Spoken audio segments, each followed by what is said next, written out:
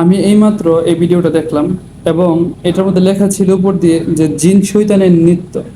ওনারা বলতেছিল যে নাইজেরিয়াতে নাকি প্রচন্ড পরিমাণ কালা জাদুর উত্তাপ এবং মানুষ অনেক বেশি কালা জাদু নিয়ে কাজ করে, আর এইগুলা হচ্ছে কালা জাদুরই কালা জাদু করে ওনারা জিন শৈতানকে নৃত্য করাচ্ছে।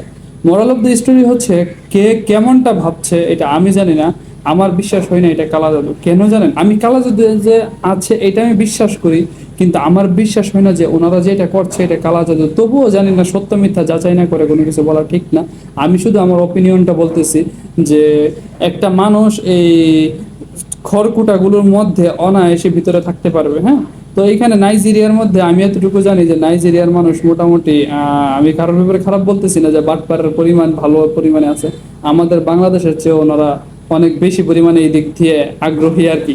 যদিও আমি ওনাদেরকে খারাপ বা ওনাদেরকে উদ্দেশ্য, মানে আমি এটা যতটুকু আমার আইডিয়া আছে বা ওনাদের সম্পর্কে আমার যতটুকু ধারণা আছে এইটা থেকে আমি আপনাদেরকে বললাম। যদিও ধারণা থেকে কোনো কিছু বলা ঠিক না, যদি ভুল হয়ে থাকে আপনারা ক্ষমা করবেন। ভিডিওটা দেখে আসি, ভিডিওটা দেখলে আপনারা বুঝতে পারবেন যে আসলে জিন শয়তানের এইখানে কি হচ্ছে, বা ভিডিওটা জিন শয়তান নৃত্য করছে নাকি কোনো মানুষ এটার ভিতরে থেকে নৃত্য করছে, আপনারা নিজেরাই বুঝতে পারবেন।